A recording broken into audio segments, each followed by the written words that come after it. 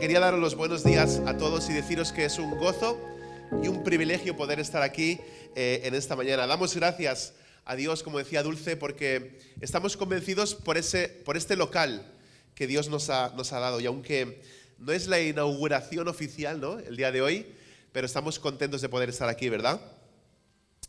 Estos días con tanto entrar y salir de casa, con tantos viajes entre, como decía Dulce, entre el local viejo y el nuevo y todo esto, casi no había pasado por el portal de casa porque he estado saliendo con el coche solamente por el parking y no había pasado por el portal.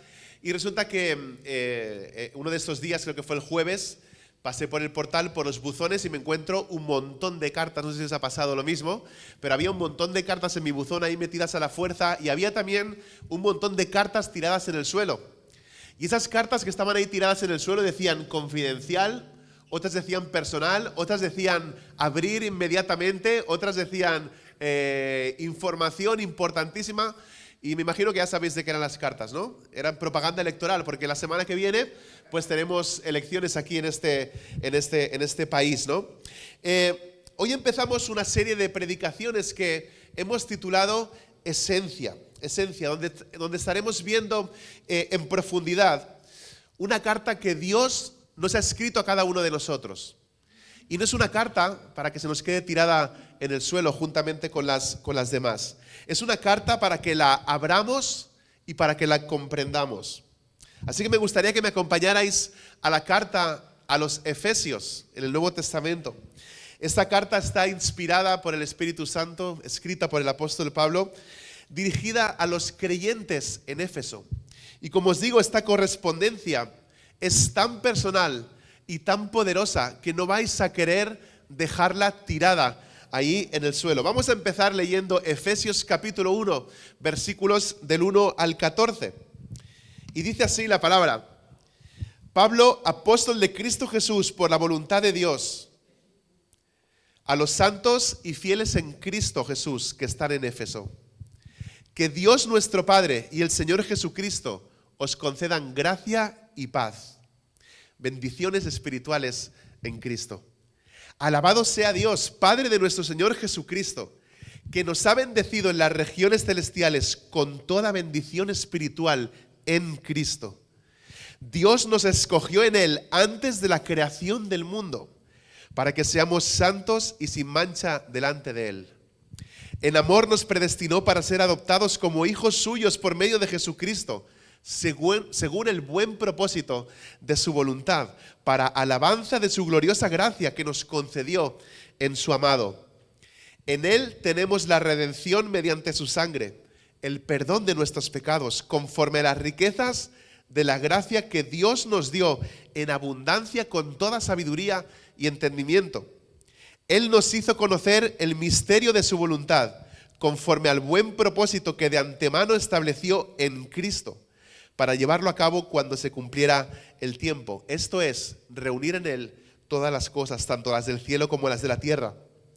En Cristo también fuimos hechos herederos, pues fuimos predestinados según el plan de aquel que hace todas las cosas conforme al designio de su voluntad, a fin de que nosotros, que ya hemos puesto nuestra esperanza en Cristo, seamos para alabanza de su gloria.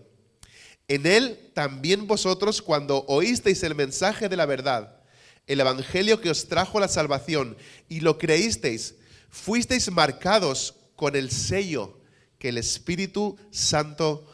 el Espíritu Santo prometido. Este garantiza nuestra herencia hasta que llegue la redención final del pueblo adquirido por Dios para alabanza de su gloria. Pablo está en la cárcel escribiendo una carta a una iglesia en la que él ya ha estado enseñando y discipulando por unos 3 años más o menos. Éfeso está situado en lo que conocemos hoy como Turquía. Y una de las razones por la que hemos escogido esta carta para la iglesia Betel es por el momento que estamos viviendo ahora mismo, por el énfasis que se hace en Cristo, el énfasis que se hace en la iglesia y en el cristiano. El predicador Charles Spurgeon dijo de esta carta a los Efesios: quien quiera ver el cristianismo en un solo tratado, que lea, marque, aprenda y digiera interiormente la epístola a los Efesios. Estoy convencido de que va a transformar nuestras vidas. No se trata tanto de qué haremos nosotros durante esta serie de predicaciones con esta carta, sino qué va a hacer esta carta en nosotros a medida que avanzamos y la vamos estudiando y profundizando en ella. Como estaremos unos 3 meses más o menos sumergidos en esta carta, os recomiendo que la podáis leer varias veces durante las próximas semanas y meses para iros familiarizando un poquito más con el lenguaje y con lo que encontramos. En muchas de las cartas que el apóstol Pablo enseña, está señalando un pecado en concreto de la congregación o un problema que está afectando a la unidad de la iglesia o a la misión de la iglesia, pero también estoy seguro de que si Pablo estuviera entre nosotros, escribiría tal vez alguna que otra carta en general a la iglesia de Cristo en España. Pero aquí en Efesios lo que vemos es a Pablo, al apóstol Pablo, profundamente apasionado acerca del Evangelio y acerca de la gloria de Dios. Está tan cautivado por el Evangelio que habla de bendición tras bendición, olvidándose de las reglas gramaticales a la hora de escribir y de la longitud adecuada para las frases, porque en el griego es una sola frase, desde el versículo 3 hasta el 14. Imaginaos qué extensión. Pero él desea que los creyentes conozcan su posición en Cristo, versículos del 1 al 3, antes de ponerla en práctica, como vemos en los versículos del 4 al 6. Los 3 primeros capítulos contienen una doctrina rica, una doctrina increíble, mientras que la segunda mitad trata de nuestro deber como cristianos. Hablaba con Máximo hace unas semanas acerca de este escritor Watchman Nee, no sé cuántos de vosotros lo conocéis, y precisamente me encontré en uno de los comentarios de Watchman Nee acerca de esta carta a los Efesios, un esquema sencillo sobre la carta. Nos habla de sentarse, versículos del 1 al 3, es decir, de la posición en Cristo. Nos habla también de caminar, versículos del 4 al 5, y también de estar de pie. Y es que nuestra posición en Cristo es estar sentados. Nuestra vida en el mundo es caminar, y nuestra actitud hacia Satanás debe implicar estar de pie contra él. Todo esto debería llevarnos a un asombro tremendo por la palabra de Dios y a una profunda también adoración. El versículo 1 empieza con el saludo más breve de todos los saludos que hace Pablo cuando escribe alguna de las iglesias. Se identifica solamente como Pablo. ¿Sabéis qué significa Pablo? Pablo significa pequeño y humilde. Yo le digo a mis padres, les decía que se habían equivocado con mi nombre, porque ni soy pequeño ni soy humilde. Pero lo trato, ¿va? Tratamos de serlo. En realidad dicen que le habían puesto el nombre de Pablo original, si os acordáis, era Saulo de Tarso. Y dicen que le habían puesto el nombre de Saulo porque precisamente los padres pensaban que iba a ser como el rey Saúl, una persona alta, como vimos la semana pasada, de hombros grandes, que imponía. Y le pusieron Saulo de Tarso. Y resulta que luego él se cambia el nombre, ahora se hace llamar Pablo. Un autor dice que la pequeñez de Pablo se convirtió en el medio para la grandeza de Dios y su debilidad en un canal para el poder de Dios. Y se refiere a sí mismo como apóstol. Y apóstol significa enviado. Él sabía que él no tenía autoridad en sí mismo porque él fue salvado y enviado por Cristo Jesús según la voluntad de Dios. Es lo que acabamos de leer hace un momento. Y fijaos que Pablo se dirige a sus destinatarios como santos. Y se refiere a todos los creyentes, no solamente a los que se creen súper espirituales o a los que han sido canonizados por el Papa o la Iglesia Católica Romana. Habla de que todos nosotros, los creyentes, somos santos. Literalmente, un santo es uno que ha sido apartado para Dios. Es por eso que se entiende mejor de esta manera. Y fijaos que dice que esos santos están en Éfeso, dice, y en Cristo Jesús. Y Pablo usa la frase en Cristo 9 veces en estos primeros 14 versículos. 27 veces encontramos en esta carta a los Efesios esta expresión, en Cristo. Continuamente habla de estar en Cristo. Y nos dice que esa es la posición del creyente y que no hay vuelta atrás. Estamos unidos en Cristo Jesús. Así que si eres creyente, siempre vas a estar en dos lugares al mismo tiempo. Estás en Cristo y estás en el lugar en el que tú vives. Si mañana vas a trabajar, estás en el trabajo, pero también estás en Cristo. Si vas a tu lugar de estudios, estás en la universidad, en el campus, pero estás todavía en Cristo. Apúntate esto, tu propósito está ligado a tu lugar. No podemos dejar esta carta tirada en el suelo, porque es para los santos en Usona que están en Cristo Jesús. En el versículo 2, Pablo da un saludo muy particular. Gracia y paz, dice, gracia y paz. La gracia siempre viene antes de la paz, porque primero debemos ser reconciliados con Dios por su favor inmerecido, que resulta en paz, en primer lugar, con Dios y también hacia los demás. Y con toda esta increíble introducción de adoración, llegamos a la explosión de adoración en los versículos del 3 al 14. Dios nos bendice para que nosotros podamos bendecirle a Él con nuestras vidas. Pablo está siguiendo el modelo hebreo de Beraka. Beraka es una canción de bendición. Cuando él escribe con sumo gozo en el versículo 3, alabado sea Dios, Padre de nuestro Señor Jesucristo, que nos ha bendecido en las regiones celestiales con toda bendición espiritual en Cristo. Alabar es decir algo bien de alguien, es adorar.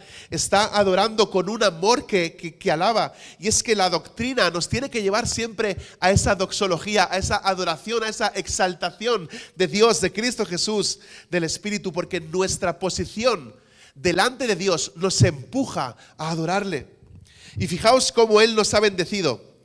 Dice que nos ha bendecido en el pasado. Es decir, podemos tener la certeza de que ya hemos sido bendecidos y la seguridad de que Él ya nos ha bendecido. Y dice que a nosotros nos ha bendecido. No hay categorías de bendición. Si eres creyente, ya has sido bendecido. No hay cristianos de segunda. No es que a ti Dios te bendice y a mí no. Aquí está diciendo que ya hemos sido nosotros todos bendecidos. Las bendiciones vienen, por eso, solo a los que están en Cristo. Esto lo deja muy claro. Y estar en Cristo es participar de todo lo que Cristo ha hecho, de todo lo que Él es y de todo lo que Él será. Y dice que tenemos todas las bendiciones que necesitamos. No nos falta nada. No necesitamos una palabra del Señor, no necesitamos una expresión profética. Todo lo que necesitamos saber se encuentra en la Biblia, en la palabra de Dios. Y cada bendición que necesitamos ya nos ha sido dada por medio de su palabra. No necesitamos una llamada segunda bendición, porque se nos han dado ya miles de bendiciones. Cuando recibimos a Cristo, recibimos todo lo que Dios tiene para nosotros. Estamos completos, dice la Escritura, en Cristo. Estamos completos en Él. Y esta bendición principalmente es espiritual, no es una bendición material. Y a menudo no podemos ver estas bendiciones porque dice aquí que están en las regiones celestiales. Son más altas, son mejores, son más seguras que las bendiciones terrenales. Para decirlo de otra manera, tú y yo, nosotros estamos sentados en los lugares celestiales con Cristo Jesús. Incluso cuando estamos agotados, incluso cuando estamos deprimidos, incluso cuando no estamos bien. Esa es nuestra posición, estamos sentados con Cristo Jesús en las regiones celestiales. Y se puede hacer un bosquejo sencillo de este pasaje según las bendiciones que cada uno de los miembros de la Trinidad nos han dado a nosotros. Encontramos la selección.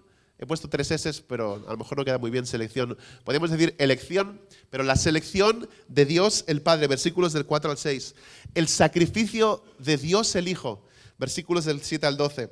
Y el sello del Espíritu Santo, versículos del 13 al 14.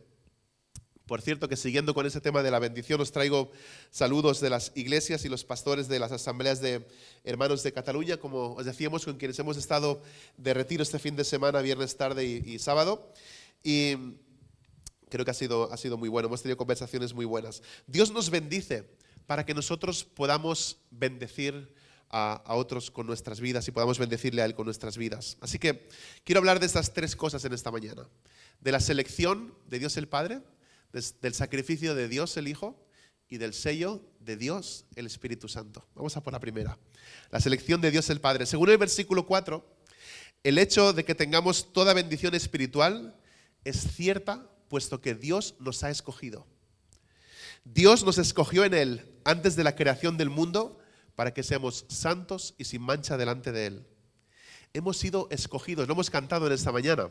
Hemos sido escogidos, hemos sido seleccionados, escogidos en Él, dice la Escritura, antes de la fundación, antes de la creación del mundo. Y fuimos escogidos antes de que hiciéramos absolutamente nada o hiciéramos algo para Dios. Acordaos de estas palabras de Jesús en Juan capítulo 15, versículo 16. No me escogisteis vosotros a mí, sino que yo os escogí a vosotros y os comisioné, ¿para qué? Para que vayáis y deis fruto, un fruto que perdure. La conclusión es que nosotros nunca le habríamos escogido a Él si Él no nos hubiera elegido a nosotros primero. Y fíjate que el hecho de que Dios nos escoja no solo conduce a nuestra salvación, sino también tiene que ver con nuestra santificación. Hemos dicho, ser santo es ser apartado, puesto aparte, sin mancha, sin culpa, dice.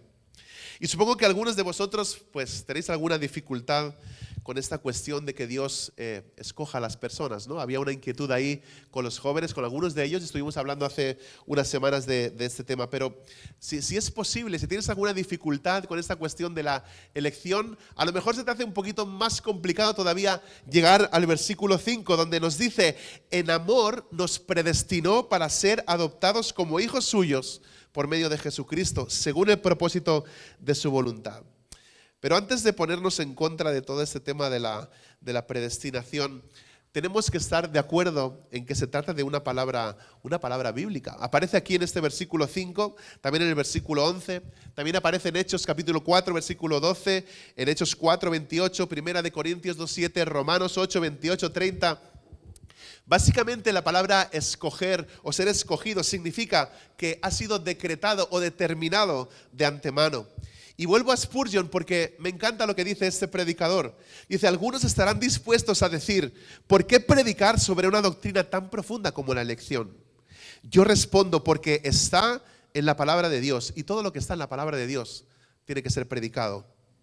No estoy seguro de por qué los cristianos entramos en conflicto con esto, pero os puedo decir que lo he vivido de primera mano y probablemente algunos de vosotros también. Esa doctrina de la elección ha causado la fractura de amistades, ha causado la división de iglesias y ha causado la división de cristianos, dejándolos divididos en tribus doctrinales, podemos decir. Porque con demasiada frecuencia el debate entre los que celebran la elección y los que celebran el libre albedrío ha fallado en glorificar a Dios, en promover el evangelismo y en edificar a los creyentes. En lugar de crear controversia con este tema, comprometámonos a actuar cristianamente con aquellos que puede que tengan un punto de vista diferente. En lugar de dividir, seamos más entregados los unos a los otros. En lugar de golpear a los demás, llenémonos de asombro y de adoración por Cristo Jesús. En lugar de pelearnos, pidamos a Dios que Él haga crecer nuestra fe, que nos aumente la fe. En lugar de luchar unos contra otros, unámonos para alcanzar a las personas para el Evangelio. Crezcamos en el temor de Dios y en la gracia de unos hacia los otros. Eso es lo que creo que enseñan las Escrituras, que Dios es supremamente soberano y nosotros somos responsables de nuestra respuesta a Él. Ahora fijaos que el texto dice que somos predestinados en amor. Y eso lleva a la adopción. Nos habla literalmente de un lugar. Dios hace todo esto en amor porque Él nos ama. Hace unos días, jugando con mi hija, con Aitana, le hacía unas preguntas. Que estaba un poquito ahí pesado ahí diciéndole cositas para a ver qué me contestaba, para ver cómo está creciendo y cómo es su carácter, aunque ya vemos algunas cosas, ¿no? Pero en un momento yo le estaba diciendo, ¿tú me quieres a mí, Aitana, o no me quieres? Y me decía, claro, si te quiero, me decía. Y yo, ¿por qué? Me dice, porque me compras cosas. Entonces, pues, es lo normal, ¿no? Tenía 5 años, acabé de cumplir 5 años, ¿no? Y le digo, pero si no te comprara cosas, ¿también me querrías o no? Y me dice, sí. Y digo, ¿por qué? Porque eres el Papa, porque eres mi Papa. entonces me querría igual, ¿no? Y entonces en un momento empecé a decir, me gustas. Y le dije, tú a mí también me gustas. Y entonces ella me contestó, a mí me gusta que me quieran, me dijo. ¿A quién no nos gusta que nos quieran? ¿Hay alguien que no le gusta que lo quieran? A todos nos gustan que nos quieran, ¿no? Romanos capítulo 8, versículo 15, dice, y vosotros no recibisteis un espíritu que de nuevo os esclavice al miedo, sino el espíritu que os adopta como hijos y os permite clamar, Abba, Abba Padre. Bajo la ley romana, cuando se completaba una adopción, el adoptado tenía todos los derechos de la nueva familia, pero también todas las deudas y todas las obligaciones de la familia anterior quedaban abolidas como si nunca hubieran existido esas deudas. Y es que pienso que a veces las personas que son adoptadas tienen privilegios o tienen algunas ventajas sobre aquellos que no lo han sido, ¿no? Porque saben que fueron escogidos. ¿Estáis de acuerdo en eso? ¿Lo habéis pensado alguna vez? Las personas que son adoptadas, los niños normalmente que son adoptados, saben que han sido escogidos por una familia para que estén con ellos, una familia que los ama. Fijaos cómo dice la Nueva Traducción Viviente. Dios decidió, en Efesios capítulo 1, versículo 5, Dios decidió de antemano adoptarnos como miembros de su familia al acercarnos a sí mismo por medio de Jesucristo. Eso es precisamente lo que Él quería hacer, y fíjate lo que dice, y le dio gran gusto hacerlo. Creo que en lugar de preocuparnos por la elección, por la predestinación, en realidad todo esto debería llevarnos a la adoración, como vemos en el versículo 6. Dice, para alabanza de su gloriosa gracia que nos concedió en su amado. La gloria de Dios es la suma total del peso de sus atributos. Tiene que ver con la fama de su nombre y representa su presencia, su poder sobre nuestras vidas. Y está claro que no entendemos cómo Él obra, ¿no?, de todas las cosas, pero elegimos confiar en Él porque dice que hemos sido bendecidos en el amado. Dios nos bendice para que podamos bendecirle a Él con nuestras vidas. Vamos al punto 2, el sacrificio de Dios el Hijo. Volvemos por un momento al rol del segundo miembro de la Trinidad para celebrar el sacrificio de Jesús en nuestro favor. Vamos a tratar de saborear el versículo 7. En Él tenemos la redención mediante su sangre, hablando de Jesús, el perdón de nuestros pecados conforme a las riquezas de la gracia. La redención significa que hay un precio que ha sido pagado, que la libertad ha sido comprada. El concepto de la redención nos recuerda que éramos esclavos del pecado y que hemos sido comprados con el precio de su sangre, lo que da como resultado nuestro perdón. Dice Hebreos 9:22 que sin derramamiento de sangre no hay perdón. Primera de Pedro 1:18 añade que el precio de vuestro rescate no se pagó con cosas perecederas como el oro o la plata, sino con la preciosa sangre de Cristo, como de un cordero, sin mancha y sin defecto. Y me encanta el lenguaje que se utiliza aquí. Dice, hemos sido perdonados conforme a las riquezas de la gracia. Y el versículo 8 dice que Dios nos dio en abundancia con toda sabiduría y entendimiento. Y seguimos encontrando esto en el versículo 9. Él nos hizo conocer el misterio de su voluntad conforme al buen propósito que de antemano estableció en Cristo. Los creyentes reciben la bendición de aprender acerca de los misterios de Dios y vivir sus propósitos para nuestras vidas. Su propósito para nuestras vidas, como vemos también en Colosenses 1:26, dice, anunciando el misterio que se ha mantenido oculto por siglos y generaciones, pero que ahora se ha manifestado a sus santos. El versículo 10 nos ayuda a ver que este plan es para reunir en él todas las cosas. Y el versículo 11 añade que obtendremos una herencia. También lo hemos cantado hoy, ¿no? Y todo esto, según el versículo 12, es para alabanza de su gloria. ¿Qué os parece eso? Dios nos bendice para que podamos bendecirle a Él con nuestras vidas. Dios, el Padre, nos selecciona, nos elige. Dios, el Hijo, sacrifica su vida por nosotros. Y esto nos lleva a la obra selladora del Espíritu Santo en nuestras vidas. El sello del Espíritu. Regocijémonos en la absoluta certeza y seguridad eterna que se encuentra en el versículo 13. En Él también vosotros, cuando oísteis el mensaje de la verdad, el evangelio que os trajo la salvación y lo creísteis, escucha esto, fuisteis marcados con el sello que es el Espíritu Santo prometido. Y me ha llamado la atención dos cosas: la importancia de oír y la importancia de creer en Jesús.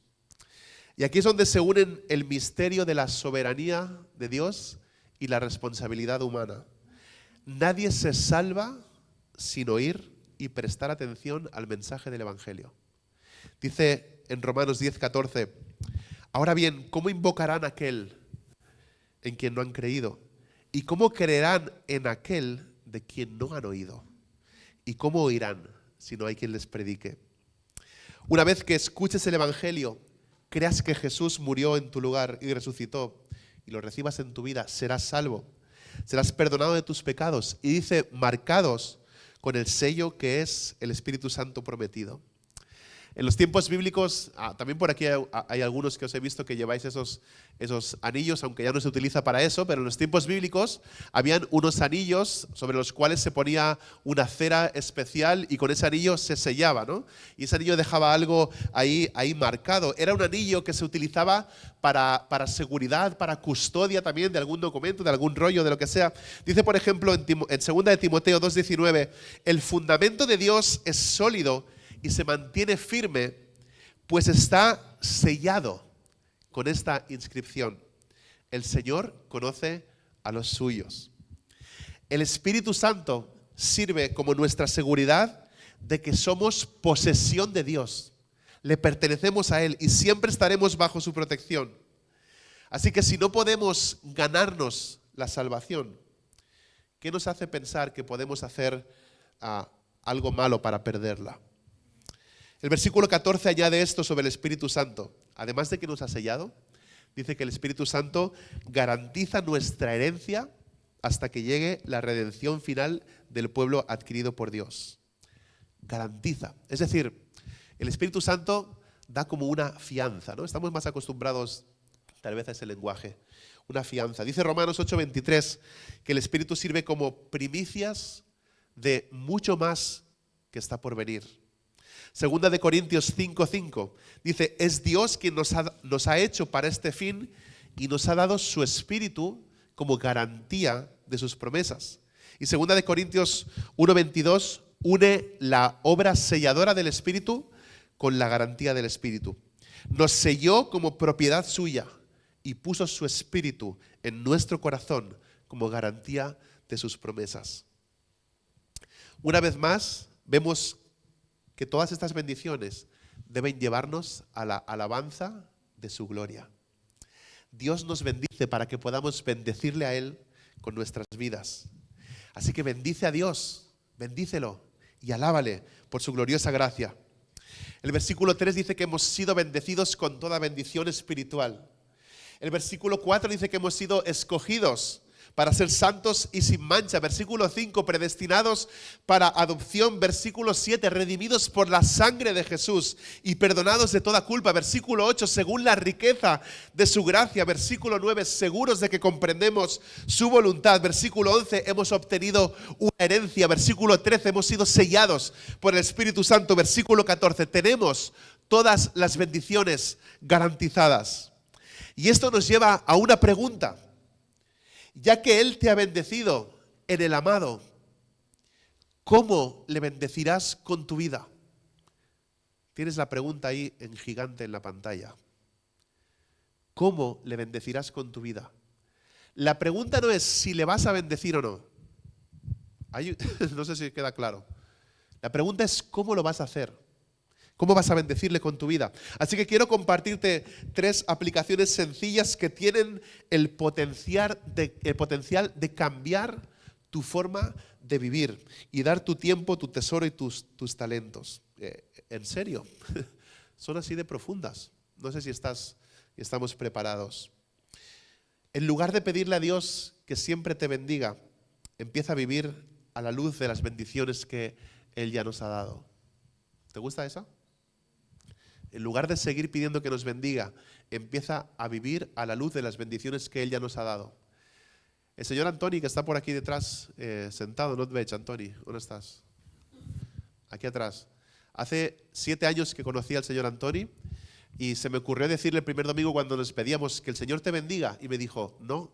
Y yo me quedé así asustado y dije, cuidado. Y me dijo, ya nos ha bendecido. Ya nos ha bendecido. Y esto me hizo pensar.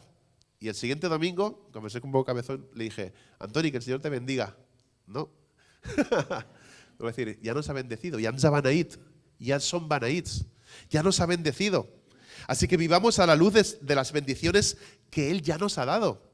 Segunda de Pedro 1:3 dice que se nos ha dado todo lo necesario para la vida y la piedad. Es decir, para vivir la vida conforme Dios quiere, ya tenemos todo lo necesario. Me recuerda lo que Dios dijo en Josué capítulo 1, versículo 3. Yo os entregaré a vosotros todo lugar que toquen vuestros pies. Es decir, al pueblo de Dios se le dijo que tomara lo que ya se le había concedido, caminando por la bendición que se les había otorgado. Así que lo primero, en lugar de pedirle siempre a Dios que nos bendiga, empecemos a vivir conforme a la luz de las bendiciones que Él ya nos ha dado. Segunda cosa, en lugar de pedirle a Dios que Él bendiga lo que estamos haciendo, descubre lo que Dios ya está bendiciendo y únete a Él en eso. Henry Blackaby dice en su libro Experimentando a Dios, muchos cristianos tratan de idear maneras de servir a Dios y luego pedirle que bendiga sus esfuerzos. Pero el enfoque más bíblico es observar lo que Dios ya está haciendo a nuestro alrededor y unirnos a Él en su obra. En tercer lugar, en lugar de centrarte en sus bendiciones materiales, celebra las bendiciones espirituales que Dios ya te ha dado, ya nos ha dado. Una herejía moderna enseña que la voluntad de Dios es que todos sus hijos seamos siempre sanos, libres de toda enfermedad y que seamos ricos, que vivamos en mansiones, que tengamos coches carísimos. Y en realidad la secta que dirige todo esto y que mueve todo esto, así viven, en mansiones grandes, en coches de lujo.